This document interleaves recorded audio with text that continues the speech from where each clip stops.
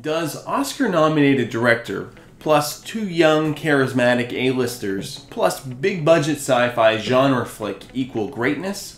Find out here on We Need Movies.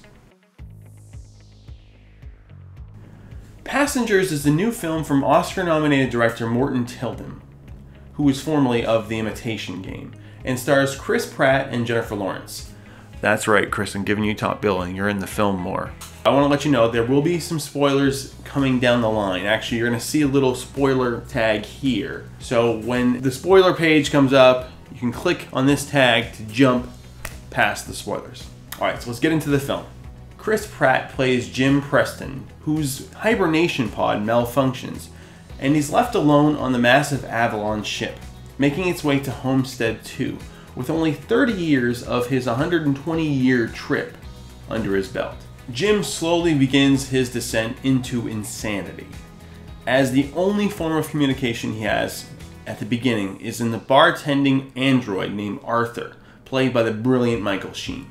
I'm an apologist to every sci-fi movie, especially when it involves either time travel or, in this case, space travel. So I know that my opinion may be disregarded, as I will see damn near any sci-fi film ever made. But I feel there is some great stuff here. Now, I don't want to go any further without spoilers, but I'll get back to the non-spoiler section after. Before I do spill the beans, I will say very vaguely, the trailers don't necessarily tell you the entire story, thankfully.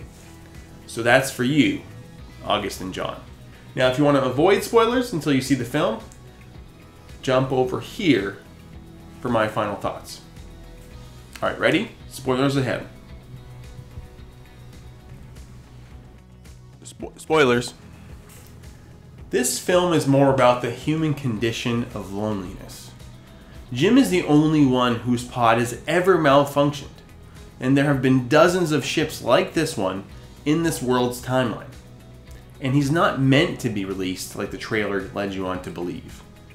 It truly was an accident. As for Jennifer Lawrence's Aurora, well, Jim, after a year of isolation and a suicide attempt, decides to open her pod and withhold that info from her as long as possible.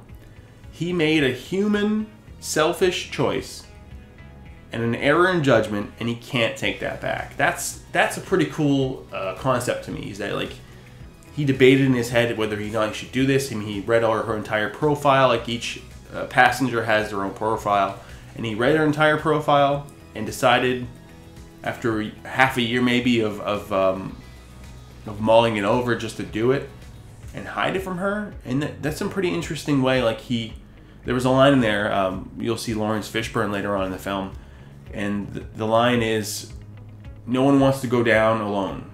No one wants to go down a sinking ship alone. Something like that. There's also a cool concept about talk of the corporation that funds these trips to these new planets, and how they make money hand over fist. Jim is an engineer, so he had a discounted rate for flight because of his profession. Aurora talks of how they utilize his skills to fund another manned planet, making $8 quadrillion for each habitable world. Those are some powerful themes for a big budget sci-fi film to take. Sure, isolation is the norm in these things, but to have a character make a selfish choice like that, and to essentially murder someone else in space, is another. But there is some kitschy Hollywood tropes that the final act takes, and for a second I thought they'd actually take that chance and kill one of them off, or at least separate them, like put one of them back in stasis or something like that. But they don't. They live happily ever after in the bed they made. So eventually they'll die before they reach the planet. Spoilers over. There are some stakes that are raised, and there has to be some, because it's rare that a Hollywood film would ever be, more existential and verbose than fun and exciting, which is frustrating. You want to see, as a sci-fi film, you want to see those really heady sci-fis like 2001: A Space Odyssey or stuff like that. So know that going in. It's definitely a Hollywood type of film, but there is a lot of cool elements and themes to it. Also, the music is at sometimes engrossing and others typical.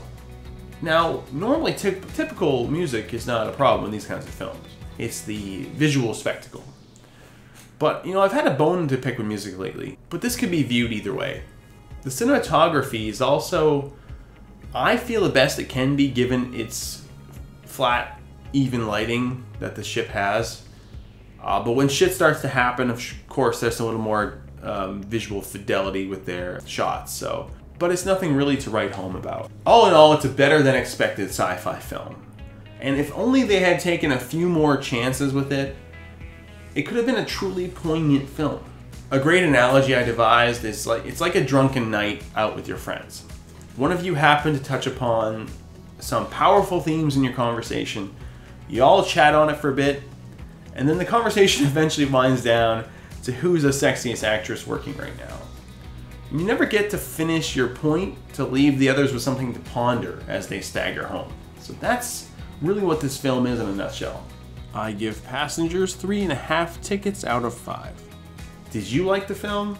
You could even message us on Facebook and We Need Movies and actually have a good conversation in the messages, private messages. We can talk spoilers all day. We don't mind. We like talking film. That's why we're here. If you follow us on Facebook, after that, be sure to like, subscribe, and share this video with your friends. And if you want instant notifications to our humble video offerings, be sure to click on the bell on YouTube. It's actually right near the subscribe button. It'll keep you notified of our new video uploads every time we do that. So be sure to click that as well. And follow us on Twitter. Brandon's at Brandon Doyen, all one word. And I'm at GuyOnAWire. I also co-host a weekly podcast about films, Not Quite Hollywood. And I also write a blog about film and cancer at GuyOnAWire.com. GuyOnAWire.com. Both of those links are in the description below. Until next time, I'm Jamie, and we need movies.